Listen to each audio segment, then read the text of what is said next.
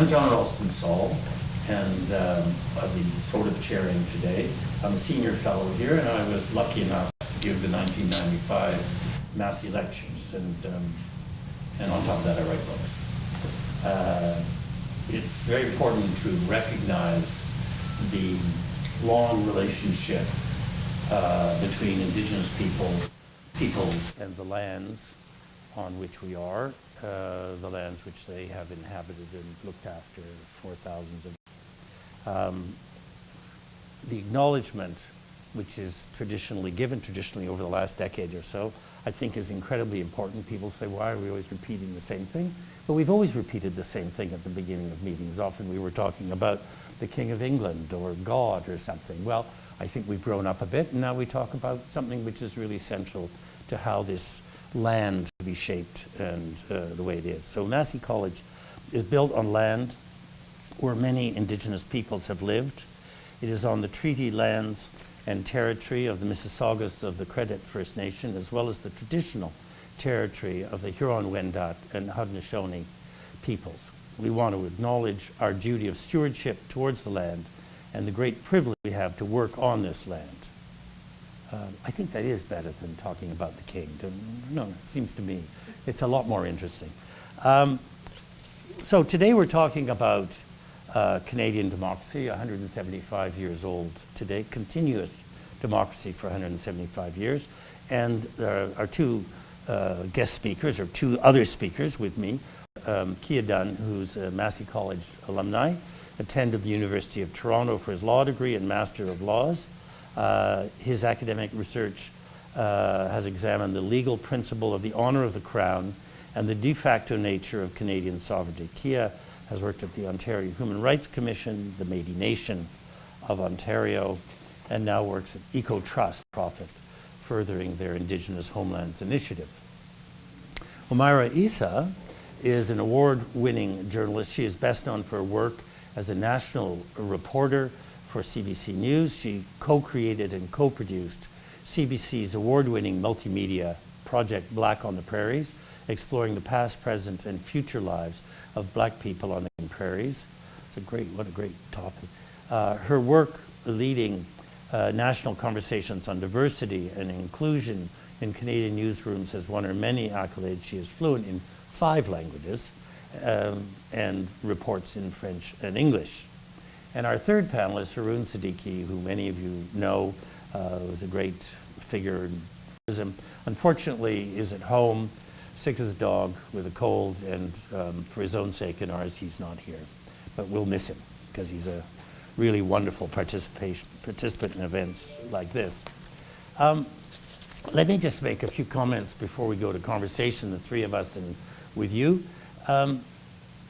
These are just ideas of mine, so they may write it all, I don't know. Canada has been a political reality in its current political form, some version of its current political form, for 175 years. That makes it the oldest continuous democratic federation in the world, and one of the 2 or 3 oldest continuous democracies in the world. This is not what people have been saying for a long time. For a long time, people have been saying, oh, this is a new country, we just started. They start from a kind of British colonial discourse, which then leaves us becoming a sort of afterthought, which only gradually takes form and is recognizable as a full-natured country, I don't know, 1960 or something like that. Really is they don't apply the same principles to themselves, to the way they evolved, so I don't see why we should apply it to ourselves. It's much more interesting to take the long view, whether starting with Indigenous people or starting with democracy. For a long time, European immigrants here saw themselves in a bit the way I've described it, 175 years, and what they did through that whole period of time. But they were always up against what they brought with them from Europe, or what was being pushed from Europe, was that you should really always look at societies through race, one language, and one religion. Wars were endlessly fought in Europe to try and establish which one of those races, languages, religions it would be. That was the Euro-US model, and it killed, millions of people over the centuries. What I call the monolithic model.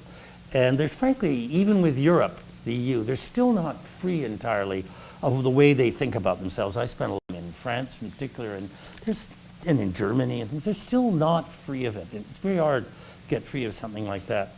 The people like the Family Compact and the old religious nationalists in Quebec, they wanted to imitate that. They wanted Canada to be more or less in that model. They tried several times, and each time they tried, they basically failed. It just part in various ways at various times, because in fact, there was never a possibility of making this a country of one group. We had, about 100 years where we tried to pretend the indigenous people weren't really here, or 120 years. But before that, we knew full well they were here. So it was a denial that came quite late around the time of Confederation, not before.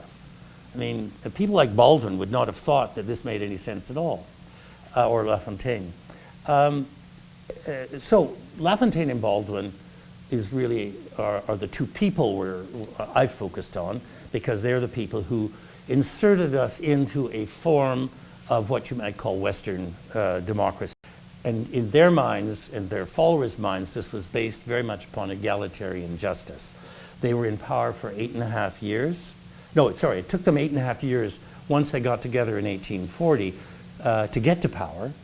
They stayed in power for 2.5 years, by which time they were basically ready to drop down dead, which they did not long afterwards, even though they were in their mid-50s, completely exhausted themselves. But they laid the foundation for what is now constitutionally, and I think in reality, the country that we have today. For example, in 1849, they passed the University of Toronto Act, which was the first law creating modern Canadian universities. And that act, followed by a Universities Act, are the foundations of the universities all across the country. It wasn't something brought in later in the day from England or France. It was literally structured on an egalitarian model by LaFontaine and Baldwin and the Reform Party, which they led. And there was later in our time a Reform Party. And the reason of the Reform Party, because they liked the idea of there being a Francophone and an Anglophone leader. I had conversations in early days with them about that. They just didn't realize that the content of LaFontaine and Baldwin's movement and their content was the opposite. That's another matter. I think that's enough. And why don't, do you have some thoughts you'd like to throw in before we start about where we are with Canadian democracy and where you think we should be going, and whether you think we've kept something from those early days of, I'm going to do one more thing, tiny thing. So the movement for, if you like, egalitarian democracy in Canada, which led to responsible government in 1848, democracy in 1848, started when LaFontaine and Baldwin were put together by a guy called Hincks, who was a real mover and shaker at the time. And they decided right away they liked each other, I think in some ways because both of them were really odd, very strange. Both had very interesting, very unusual relationships with their wives. One, in the case of Baldwin, his wife, I cannot tell you, I've read all the letters. I mean, I can't tell you how much he loved her and she loved him. It was a real love story. And she died from the effects of her fourth giving birth. And she died a period of over a year in agony. And he never got over that. The whole time he was in political life, every time he was on stage and you saw his papers in front of them, everyone thought they were political papers. They were their love letters that he was reading. Through every political meeting, he sat there reading love letters. And later I can tell you about his funeral, which is the oddest funeral of a great man in the history of this country. And LaFontaine married quite young, a brilliant woman, and they were in effect political partners. And when he was forced into exile after the rebellions of 1837, she took over the political movement. She's the one who went into the prisons, which were very dangerous places for a woman on her own to be going into. She's the one who brought them food, who brought them news, who brought them paper to write on, and illegally took the paper they'd written on out and got it circulated. An amazing woman.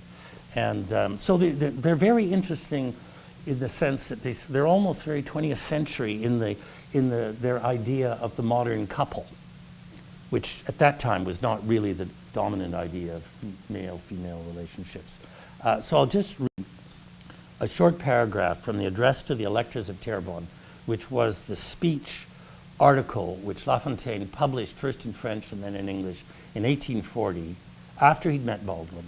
And this speech is what got the whole movement going, which everybody bought into. This is the fundamental intellectual and ethical doctrine of Canada, which is why none of you have ever heard of it, and it's not taught anywhere.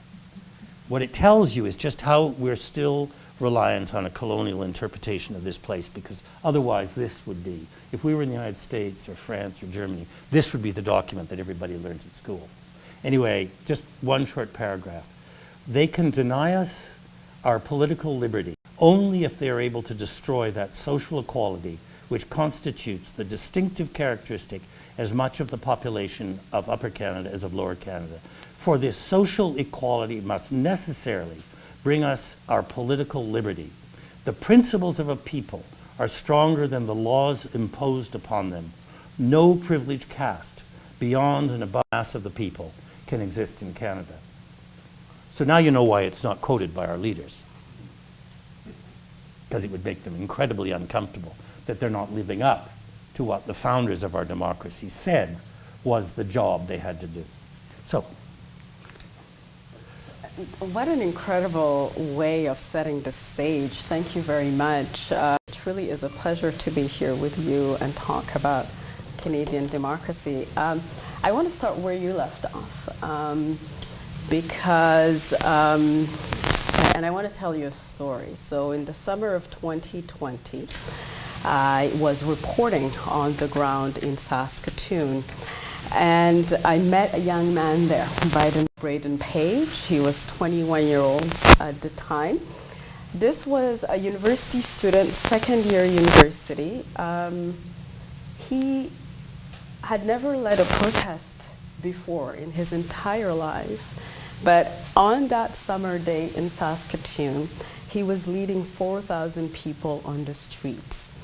And that was the largest protest in the history of Saskatoon. 4,000 people were on the street chanting Black Lives Matter. It was very interesting to observe, actually, direct Canadian democracy in action. It was fascinating because it was a multiracial coalition of people on the streets. And they were, of course, calling for different kind of changes, of course, to policing in our country, but also to healthcare, education, reconciliation.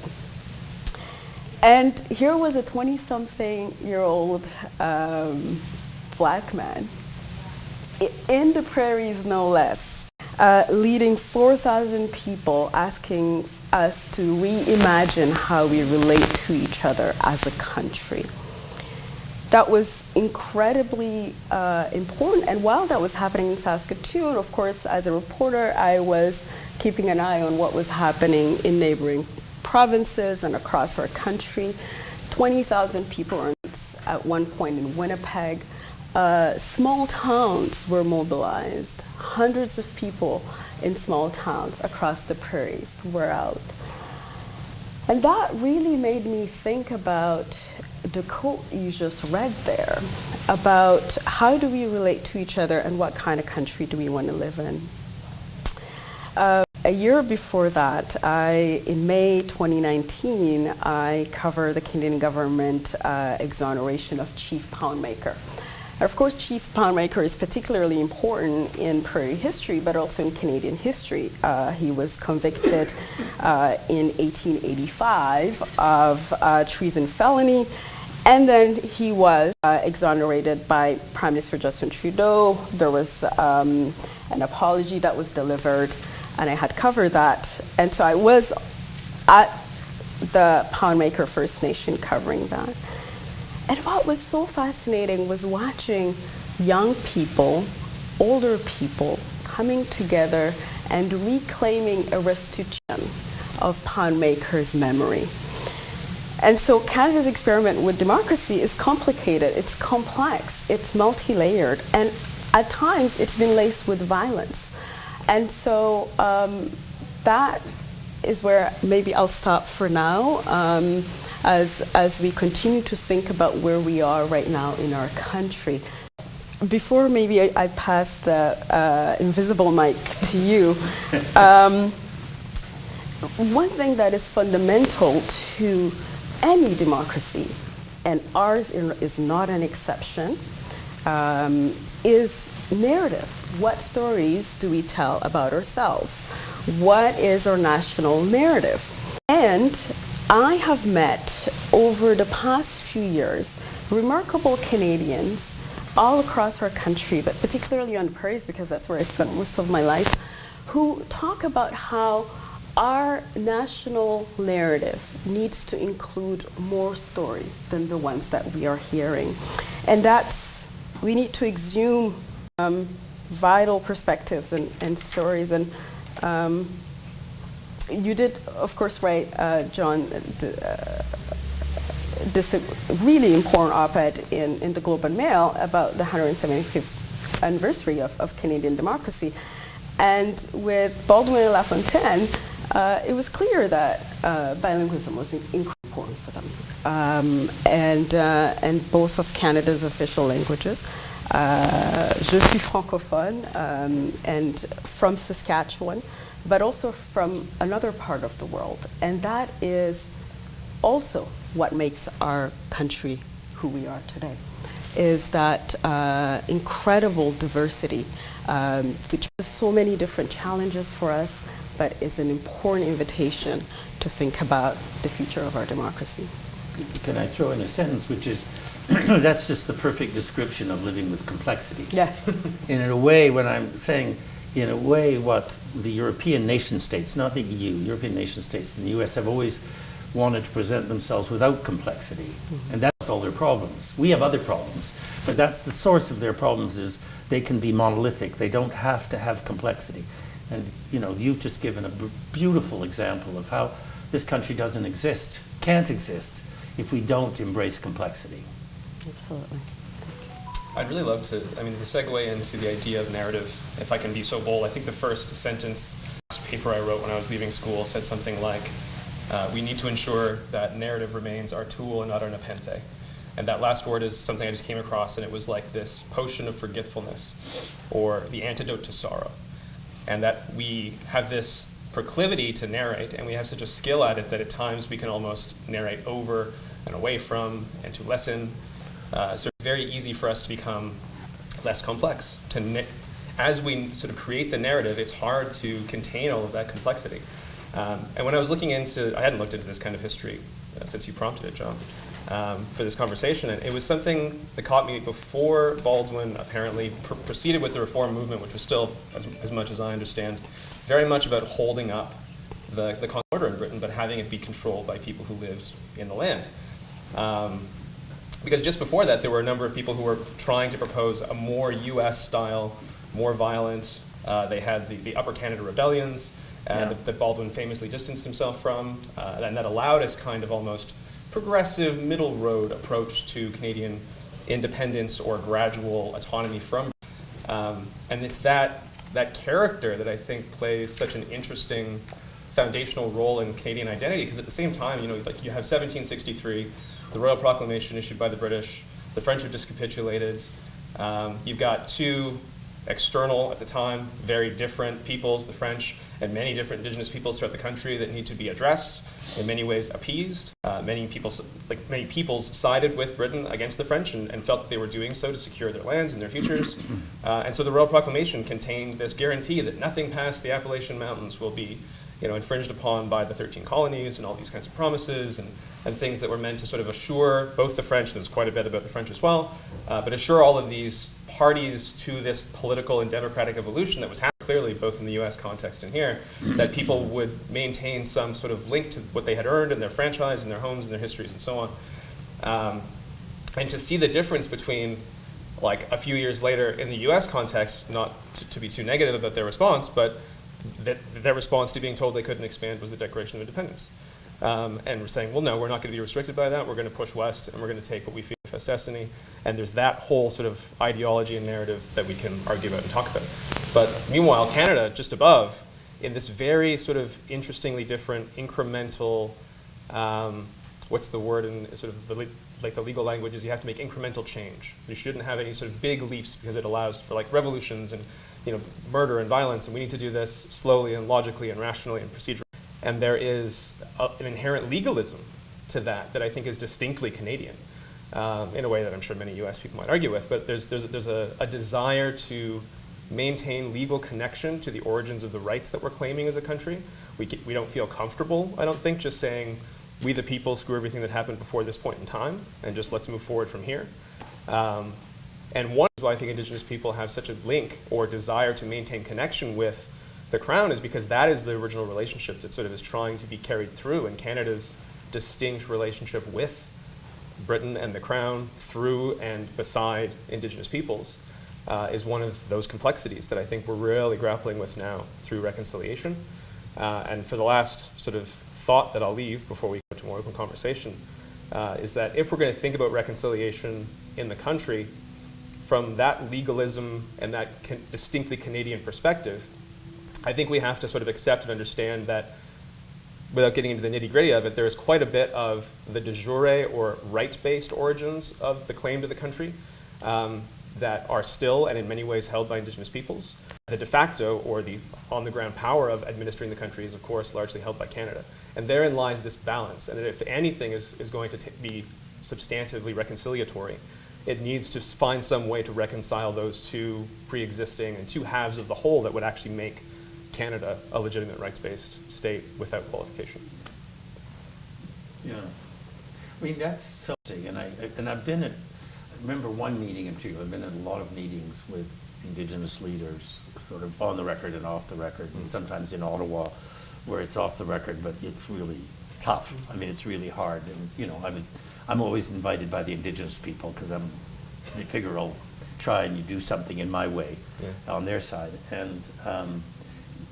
What you've just described is exactly this thing of how do you accomplish this balance when, in fact, in Ottawa, a lot of the people who make decisions, not so much the politicians, in the civil service, really can't get their minds around these complex ideas of the nature of a different kind of country, because they're so trained in the Western French, English idea of what a nation state is, and the idea that one could just reinvent the nation state in a fundamentally different way is troubling to them. And that, if you look at all the problems in all our negotiations, it always comes back to that refusal to admit that it's possible to invent a new way of doing things that will fit with where we are, because we didn't defeat the Indigenous people. We actually only survived. I'm pointing at myself, because part of my family came with the loyalists and whatever, part came with my mother, but we survived because we had partners, and the partners were the Indigenous people. They actually kept us going for a long time until we were strong enough, at which point we betrayed them. And now we're trying to undo the betrayal, sort of, which started with the beginning of Confederation, the big betrayal. And it's a very interesting moment. How do you not undo a betrayal, but how do you don't make up for a betrayal? How do you say, okay, we admit we betrayed you. I think we've almost done that. But then what's the step? And for me, the next step in many ways would be, and this will be difficult for the legal people in Ottawa, would be to say, look, we're constantly reinventing the legal nature of this country. So why don't we actually look at some of the Indigenous legal principles and see if we can put them at the basis of our negotiations, as opposed to trying to add them in on top. Put their concepts of the relationship between people, land, and power as the fundamental of our discussion, and then see what happens. Maybe something interesting will happen if we try. But that's, maybe I'm being romantic or optimistic, I don't know. Not at all. Any thoughts, Mark? I don't want to jump in with you. Well, no, I mean, what you is pointing to a fundamental question that we're faced with as a country, as a nation state. How do we reckon with our inherent complexity? And also, how do we make sure? I mean, one of the fundamental tenets of a functioning democracy is of ensuring that people have the basic services they need. The state has to provide those services. And there are constant reports about how we're falling short in certain indigenous communities. That's one of the things that we're faced with as a country today, as we, I hope, think about the next 175 years of our democracy and beyond.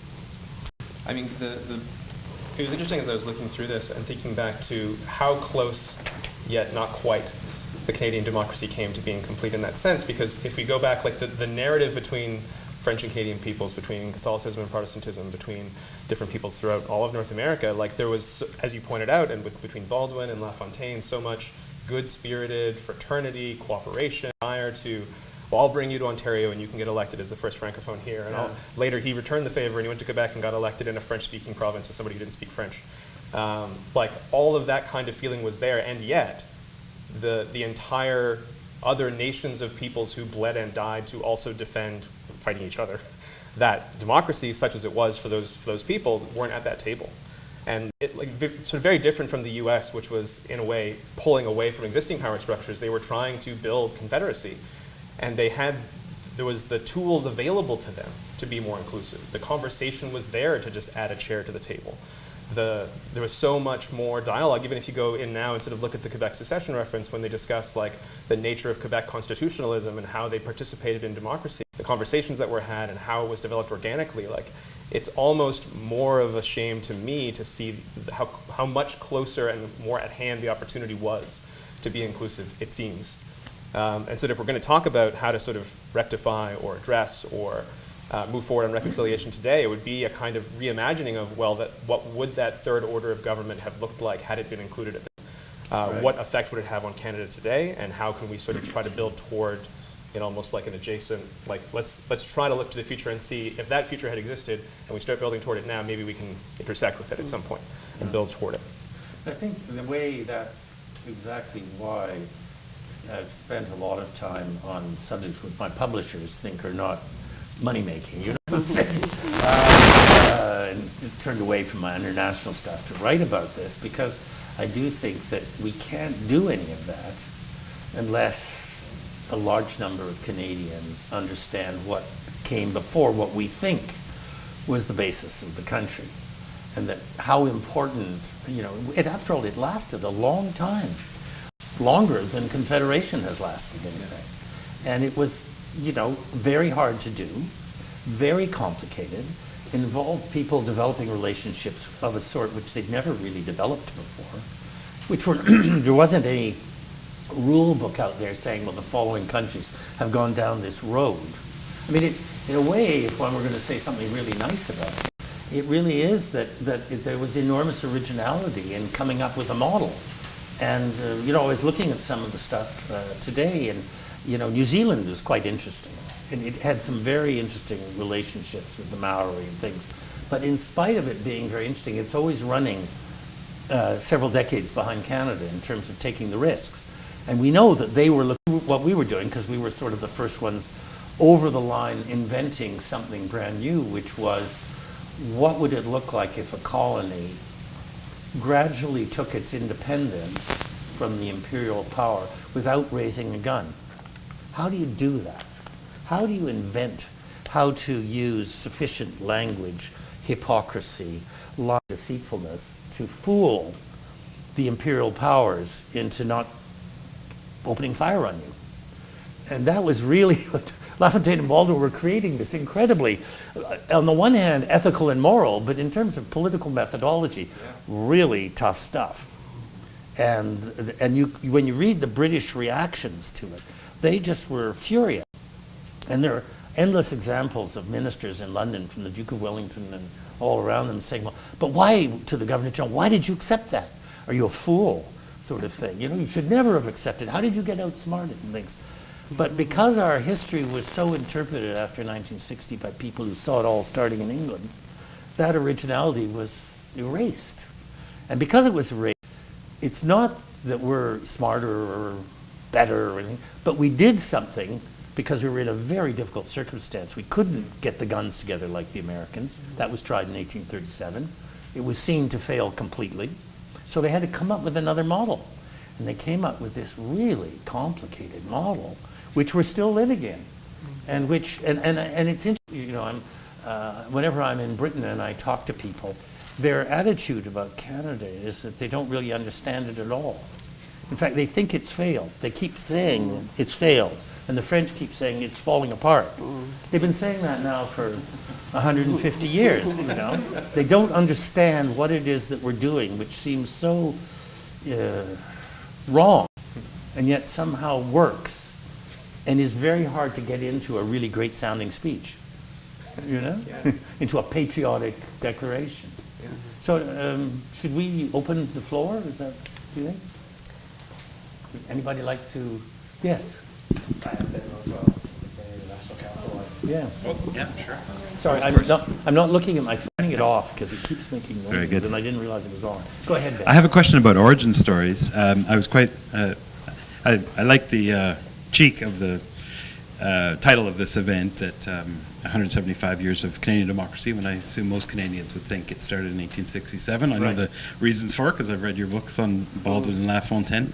But it had me thinking of another major exercise to rethink the story of a country by selecting another date, and that's the 1619 Project in the United States, which I think intellectually has been really fascinating and exciting. A very ambitious approach to claim American patriotism for itself, not creating a sort of critical, well, I mean, not an unpatriotic sort of anti-establishment or anti-mainstream approach, but saying this land is ours, and we tell the story in a way that's more inclusive and frankly more exciting and more motivating. I mean, it could, if the Americans did actually adopt the 1619 origin story, it would actually open up all kinds of opportunities for collective action and for social progress. Whether they'll succeed or not is one thing. My question essentially would be, if we were to do so in Canada, to challenge the 1867 project, to highlight a different core theme of what makes us who we are, in a way that incorporates not just the English-French divide, which I think the 1848 story does. It's one that, you know, since that story didn't have that much of a presence for First Nations, if we were to select another date, like insert date, the project, which date would we choose? Would it be 1701, la Grande Paix de Montréal, 1764, the Treaty of Niagara? Or would this be an approach we should avoid based on what we've seen with the controversies of the 1619 project? I don't know. Well, why don't we? I mean, I would say that going along with the complexity, I think there's absolutely no harm in choosing 4 dates. You know, for example, I think that's interesting, and what you're saying is that the public are as intelligent as we are. You know, and that we don't need to try to fool them. Because the idea of one date is that idea that France started with on this day, when, you know, the beginning of the French Revolution. Well, that all had to be made up. It was completely made up, and what happened afterwards was a series of disasters with little nice things in between, but mainly disasters until you really get to 1870, and then you have a total other big disaster with hundreds of thousands of people dying, and during the Second World War, and then killed by each other, and then you have to wait till really 1968.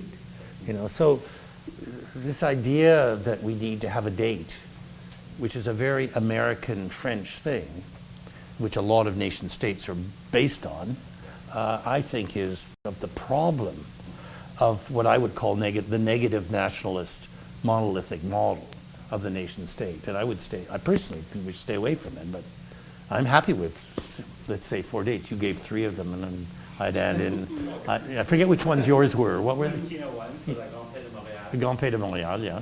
1764, I mean, you could choose 1763, but it's sort of just as kind of story, whereas 1764, the Treaty of Niagara. Right. Which is a redoing of the treaty in New York. Yeah. before the revolution. Right? But if I understand correctly, I don't have as much exposure to First Nations communities as I would like, but I understand that it plays a certain role in the historical memory of many First Nations, that this Yes, was a moment at absolutely. which they necessarily chose to join with Europeans Yeah. in this new venture. Absolutely. And the European side hasn't lived up to their end of the bargain. Totally. It's pictured on the wall downstairs. Is There's it? a whole mural of the Treaty of Niagara Oh, wow. I'll have to check that on the way out. Part of the partnership with the Mississaugas. Oh, fantastic. So that's one of the dates. I mean, I think that it goes to that incremental point of Canada never really wanting to have. I was actually in growing up when Stephen Harper decided to try to make 1812 that date, because that was the big war, and that was when he wanted to sort of root Canadian identity in defining ourselves against the U.S. And there was like And in flags on every violence. pole. And in violence. Right. It was exactly what you described as being this kind of monolithic. There was an attempt, and it was very visible in Ottawa at the time. I remember every street pole had one of those little War of 1812 commemoration day things. Yeah. Really tried, but nobody bought it. Well, not nobody, but not enough people to make it stick.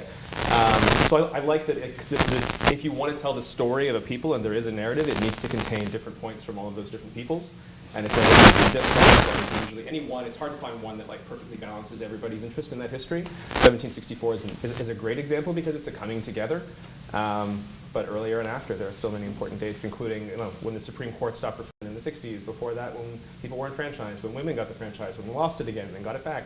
Like there are so many points throughout history that I don't think we'd want to pick one, like you say. You know, it's interesting because as nations, of course, we are concerned with narrative and we're concerned with storytelling and the stories we tell about ourselves to ourselves and that we tell about ourselves to others in order to make sense of it all. What I'm saying is origin stories are crucial and important, but they cannot be, and it would be a big disservice to us to actually condense them into and reify them into dates. In fact, I have, one of the things that I've been thinking about is how do we tell Canada's story from its complex perspectives? What I mean by that, I met this man, Ron Mapp, in Alberta. This was 3 years ago as we were embarking on retelling Black Prairie history and Black Prairie story, and also retelling Canada's story from that particular perspective. Ron Mapp, six generations in Alberta. His family has been there, led by one of his ancestors, Henry Sneed, who's a particularly important figure in Canadian history, although not very well known. They had arrived in 1910 and they settled the Amber Valley community, which ended up becoming one of the most prosperous Black settlements on the prairies. Where's Amber River? I'm a Westerner here, but I'm not afraid to ask. Thank you. Amber Valley in Alberta. So 4 hours north of Edmonton. Okay, Roughly. all right. I see. Yes. Going towards the mountains. That's exactly Yeah, right, yeah. yes. Really important question, actually, because it does point back to the land. Of course, there's a huge conversation that we need to have around how do we relate to the space and the geography that we inhabit as a nation. But the question of narrative is so important, and you do mention the 1619 Project. I think one of the things that it did successfully is reframe American history from the perspective of African Americans by basically saying and stating as its basic statement that African Americans are the perfecters of American democracy, which then unravels a series of questions about what, their presence, their history, et cetera, et cetera. Of course, we do have a very different history than the United States. But what I'm advocating is a continuous storytelling that goes beyond just one perspective, and that's really important. I mean, maybe it would be interesting to think of a project. You always have to have some kind of limiting definition, Right. And maybe it would be 20 cents, which might have a date, or they might be about a period of time that are just the story, but in actual sentence. This is a sentence for then, and then the sentence, and then another sentence. Not a paragraph. Just 20 sentences, or 21. It doesn't really matter. But writers, once you've told what the limits are, you can figure something out and then plead for an extra 2 sentences.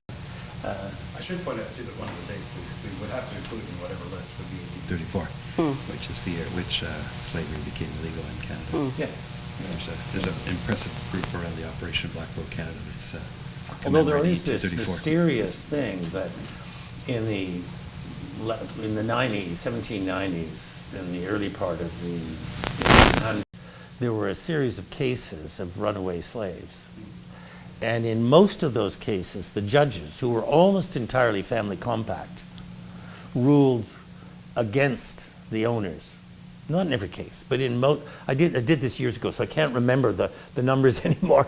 But in most cases, the judges I don't know whether they went, wife told them to go back and do something proper, or I don't know what happened. But basically, they mainly ruled against slavery, even though it wasn't legally. There were some laws that weren't complete against trade, I think, early on, before the 1830s, well before the 1830s.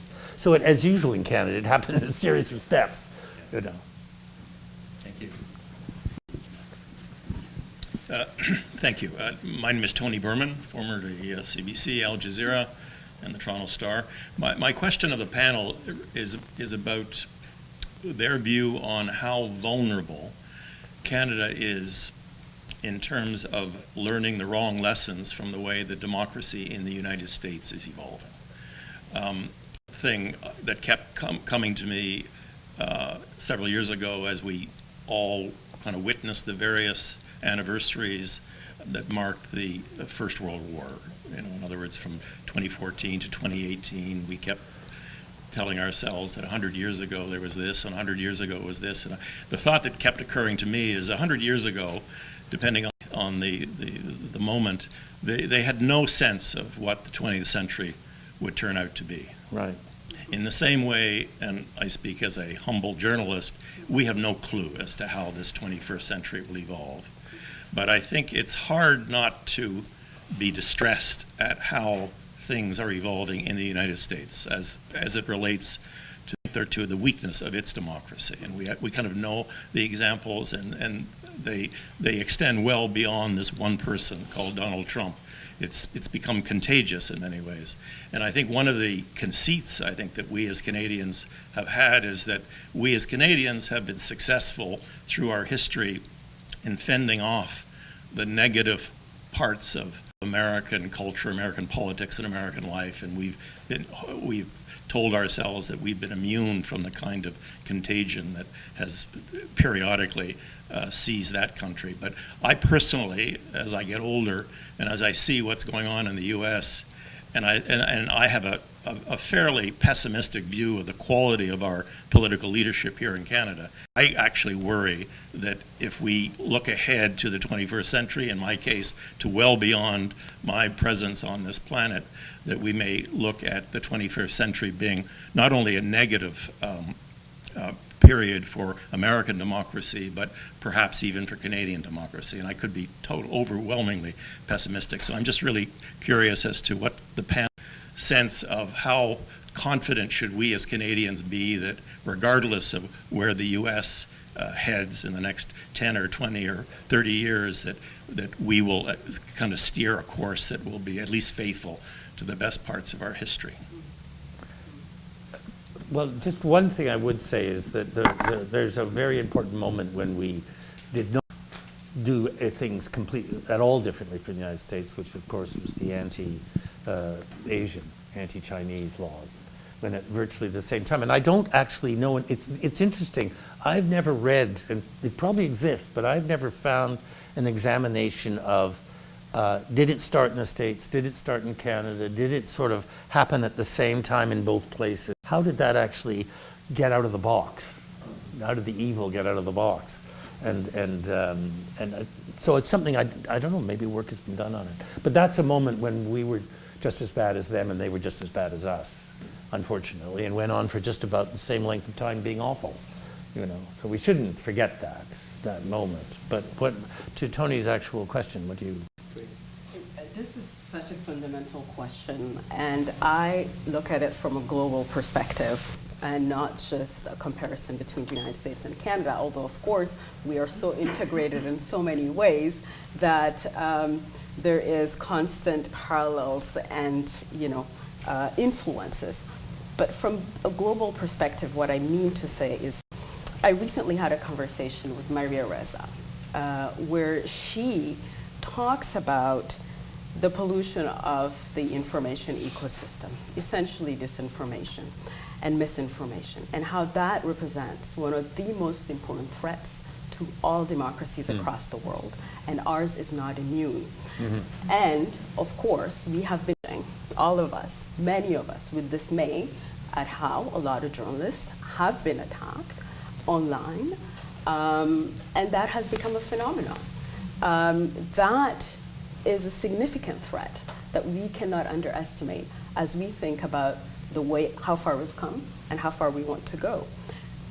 It's particularly important because people who are being attacked right now, as journalists, you're a journalist, so of course our work is so fundamental to holding power into account, to making sure that Canadians are getting the right stories about who they are, about their communities, etc. And we know that the journalists who are being attacked right now are mostly racialized journalists, journalists of color, women journalists, etc., which thought as well about our democracy. How are we going to protect our citizenry? How are we going to make sure that our citizenry continues to be informed as it should be? That's incredibly important, and I don't think we have responded to that question as a collective, as a nation, as of yet. And that's something that I will be looking very closely, because personally I have been on the receiving end of these attacks, of course, as a journalist, and particularly since the last 2 years with the nature of my work that in many ways challenges some of our assumptions about our country. And so that makes me always wonder, who are the people perpetrating these harassments and why, and what is the objective? And we saw with the Freedom Convoy that many things transpired there, and we also saw with the United States what happened at the Capitol. So these are incredibly important, and I always like to put present in conversation with history because I think it's fundamental. And of course, John, you did set the stage for us to think about the moment that we're in as a country, but by reminding us of the importance of complexity. And that's what we need to preserve as a continuing democracy and, of course, protect our institutions. Certainly can't add much to that. I would just say that I think it's perhaps, my suspicion is that it's not necessarily the case that these are new expressions of people's thoughts or feelings, but that we have come to a time in our evolution as perhaps a species that we have more tools of communication, connection than ever before, and the political institutions, such as they are not agile enough to keep up as of yet. And we're being forced to have, perhaps in a good way, very important conversations about the nature of freedom of speech, about the nature of what speech amounts to in terms of action, the fact that somebody can attack, can invade their lives from either from the internet, but can have real impacts on their work and their job, is something that we've never really had to be agile enough to address. It sort of was always easy enough before to just say, well, you have the right to express yourself, and a rational society will take that with a grain of salt, sticks and stones, and all that. And we're having to face the fact that we're past that. Twitter being bought out by sort of Elon Musk trying to protect free speech, but at the same time, removing harmful speech from Twitter was the reason for him. Like, there are many people who are now being forced to really, in a fine-grained way, pick out what they really believe and are willing to fight for in terms of freedom of expression, and how much harm you're willing to accept that expression to effect. I think that, to put it in sort of dramatic terms, I mean, evil, it always finds a way through. It's swirling about looking for ways through, right? And Tony, you must have seen this over the years endlessly. The surface looks fine, and then there's this, somewhere over there, there's this little crack, and, and the evil comes squeezing through. And I think what's sort of shocking to us is that we have a new system which, frankly, I always thought naively people felt it was going to be just wonderful. I'm just old enough that I was at, all the early conversations where I'd give a speech, and then some eager 19-year-old would stand up in the front row. You don't understand, the internet's coming and it's going to do all these, and I'd say, means of communications are means of communication, and they've been used for good and evil and everything in between, and making money. I mean, no means of communication has any ethics in it. It's just a means, and it's up to us to figure out how to use the means and prevent it being used for evil purposes. And so, in a way, the courts are obviously going to have to work very hard to interpret the protections we have so that they apply in these cases. We've been down freedom of expression. That's all got to be invented, and pretty fast, right? Because we're in trouble now, so there isn't much time to sit back. That's the difference. Maybe 150 years ago, you could have taken a decade. Well, now it's really, danger happens really, really fast, and evil can be done overnight, and racism can be turned into something made faster. The reassuring thing, in a way, is that so far here, I mean, there's always been the dark side in this country, as there is everywhere, but so far there's been quite a bit of resistance. I don't know whether it's sort of just mulish or distrust, or just people are not jumping already on the bandwagon. On the other hand, it's not necessarily that far off. It could switch and go deep into the darkness.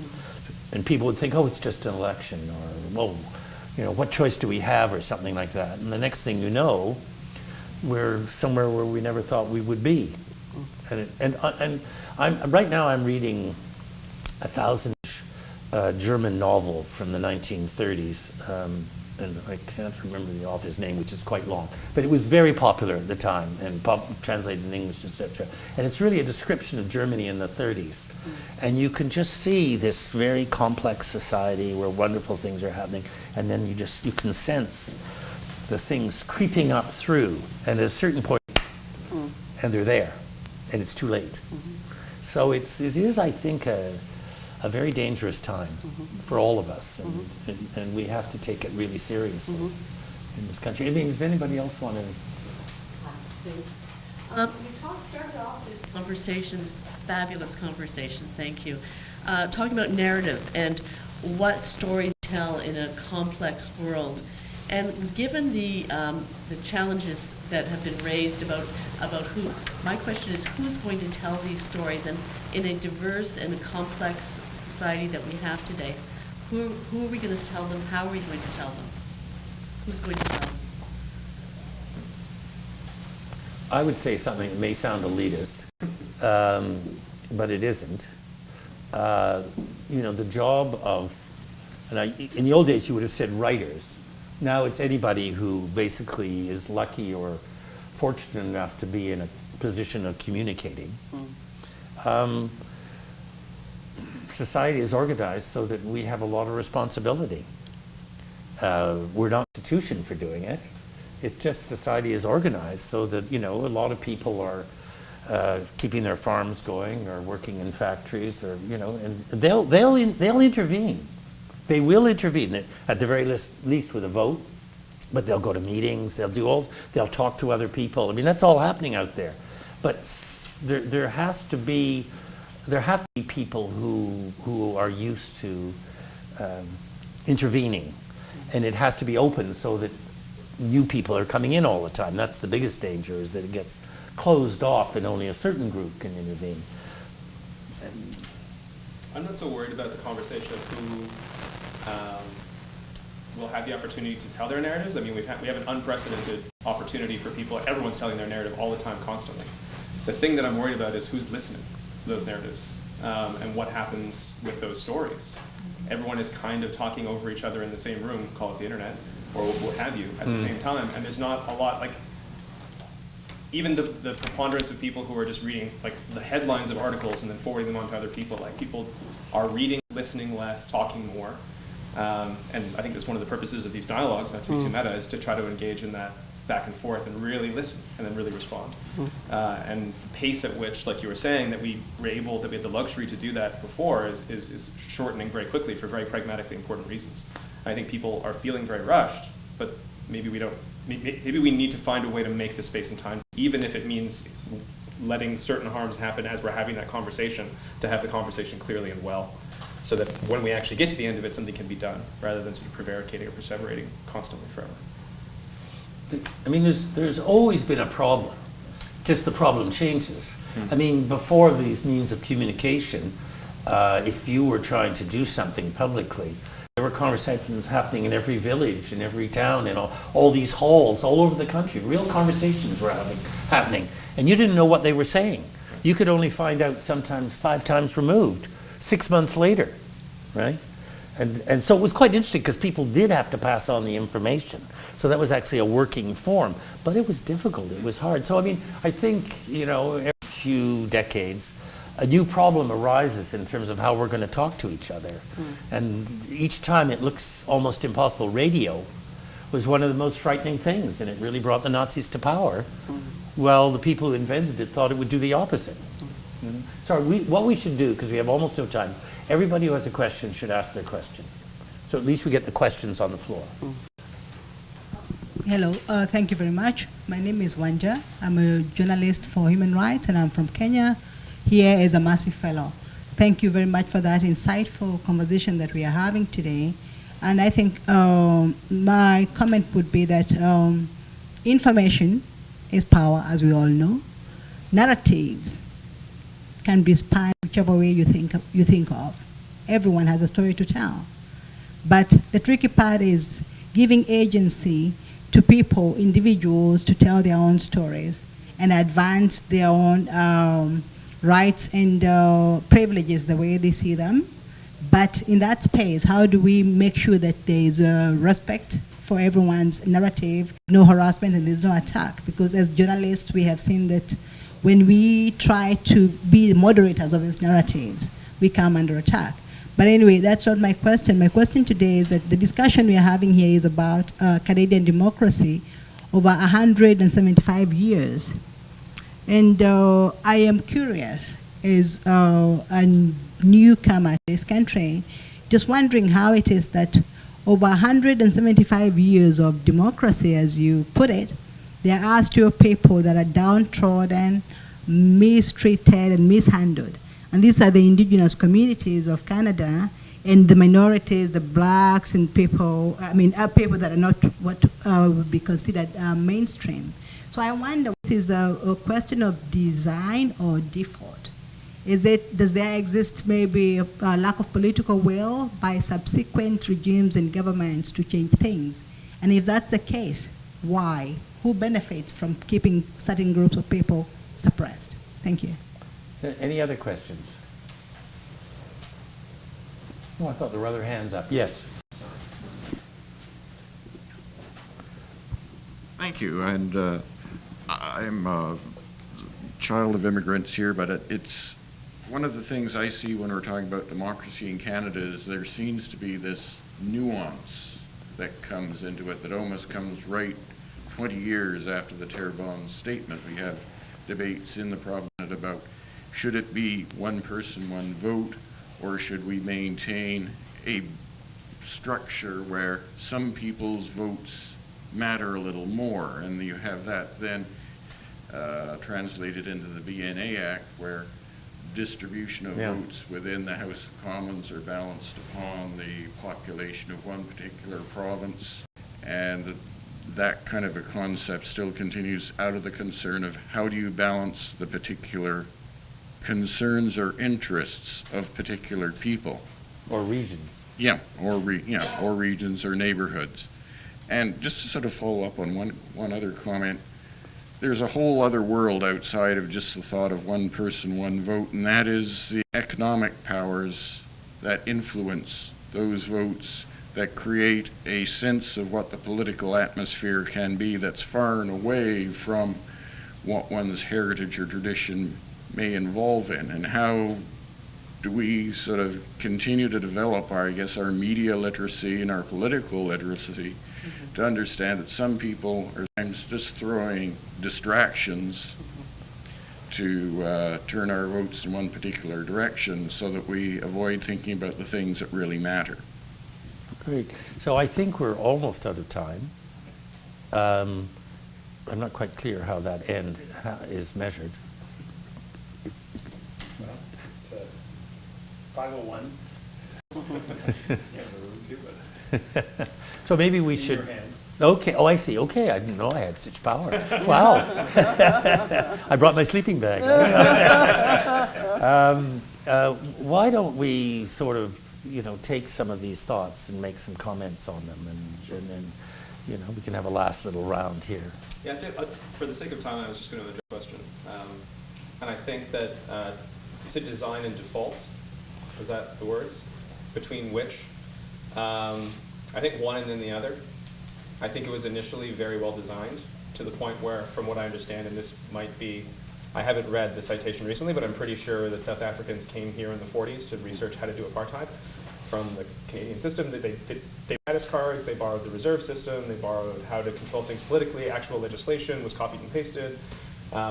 So very well designed and very clever politically at the time, but forged in the fires of resisting both the French and Indigenous sort of counter-aggression and also finding the way out from under British control. I mean, these people knew what they were doing and they had a project and over generations managing what we see around you to fruition. That doesn't, I'm sure that takes a lot of moral compromise, which is not an excuse, but that's probably, I'm assuming, how they saw it. And it was a very concerted effort by a number of people over very many years to design a system that would oppress.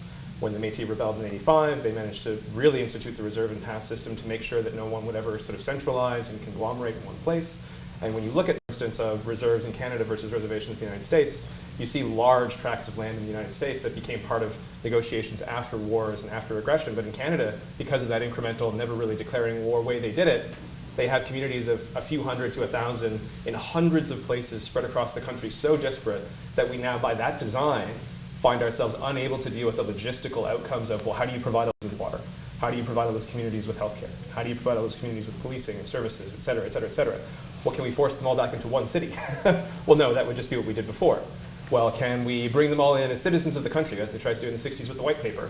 But then the red paper was issued saying, well, we're going to reject that because that would deny us our fundamental connection to our rights as original pre-Canadians on this land, and that rejection with the Crown, which is where our rights come from. So we don't want to enfranchise and lose who we are. So I'll leave it at that, but that both play, and I think we're facing the result of a very well-designed system in the past, so that even the best of will today has a hard time untangling those knots. Very compelling answer, and I don't have anything to add to that. You must. Well, it's so interesting, right? The binary of design or default.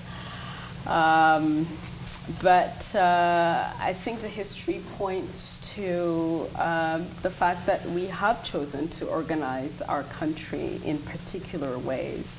And we are now faced with complexity that are pretty jarring, including what you've said. And I did mention also earlier on disparities. So I think actually that's such an important question because it points to the future. I know that I will walk away from this conversation continuing to think about how do we design Canada where, as we go forward, where all of us are doing well, frankly. Yeah. Yeah, and that, in a way, is why I wanted to read out those bits from LaFontaine. And there's lots more of them. I didn't have to work hard to find a bit. And there's lots of it in what both of them said and in what both of them did. And of course, they were up against the people who were on the other side and who wanted to do the things which you've described, for example. But they wanted to have a class-based society. They wanted to imitate European society. They wanted to get the indigenous people out of sign and off the land. But there were always people who were on the other side, and sometimes they were winning, and then we went through this long period where essentially they lost. Frankly, it's always hard to talk about what if, but one of the great what if tragedies in Canadian history was that Macdonald's partner was Georges-Étienne Cartier, and Cartier had been the number 2 to Papineau in the 1837 rebellion and was a very, very interesting figure, written out of history by the Macdonaldists, who wanted this Anglophone Protestant to be the only virtual sign of what Canada was. And look what it got them today, and what a mess in terms of mythology. But Cartier was very close to the Métis. big supporter of the Métis. And had he not died, I mean, he had, I forget what it was, a lung disease or something. He died really way too young. But had he lived, he was in the couple, MacDonald-Cartier, which is actually Cartier, but because he died, it became MacDonald-Cartier. The man who had the ideas and the energy was Cartier. The political maneuver was MacDonald. And so the political maneuver got left over and was handed this big basket and did very low-level stuff, quite frankly. Whereas Cartier, when you listen to him and see what he did, he was so much more interesting, and he had such a much more interesting idea of where the country would go, and he had an idea of partnerships with the Métis. I don't know really what he thought about First Nations, but the Métis thing was perfectly clear. There would never have been a Riel rebellion had Cartier lived. There would have been a very early deal, and it would have been a very good deal, and we would therefore be a very different country, because there would have been large power structures, which would have been quite different. So that, if you ask me one of the great tragedies of the country, that's one of the great tragedies, is the death of Cartier so early on, and we never got the chance to try what could have happened had he been there. And there are other things that had Joseph Howe, who started out as an opponent from Nova Scotia, had started as an opponent of Confederation and came around. Had he come into federal politics when he was not so old, he came too late. There are several key people who he was just too old, and he actually killed himself because he went to Winnipeg, to Manitoba, it wasn't Winnipeg at that point, to try and do a deal with the Métis. And the trip back killed him. He died shortly after he returned from all sorts of things. And but he came back and he said to the cabinet, he said, "What's the problem? There's no problem here. These are great people. I sat down with Riel, I sat down with them all. There's absolutely no problem. This is the minister in charge." And of course, the Orange Order and the people who led and believed in the Orange Order, that sort of vicious, violent, racist Protestant movement, which was very powerful in Canada, got a lot of influence after the disappearance of people like Cartier and Howe. And in a way, if you had to summarize what went wrong in Canada, before we started trying to get it right again, it was the influence of the Orange Order. And that was our biggest mistake. They never actually got a prime minister, but they got a lot of influence and a lot of laws that they pushed, which were racist, exclusionary laws. And those things were, and people, senior cabinet ministers, prime ministers, were afraid to take them on. I mean, Macdonald did things like, there was a good side to Macdonald. He did try to marginalize them because he knew he couldn't even hold his own seat if he had the whole Orange Order against him. So he would try and fool them and get them over there, and then he'd run over there. It's really politics at its most peculiar and complicated, but it is a tragedy. And but in a way, we are recovering, I think, from it. We're making a big effort, and what we desperately, desperately need is for the population in its largest numbers to fully understand A, what went wrong, and B, what can go right, and what we can do, and how much more interesting the country will be if we go down this road, which is not the European-U.S. road, and we continue to go down that road with self-assurance. Thank you very much.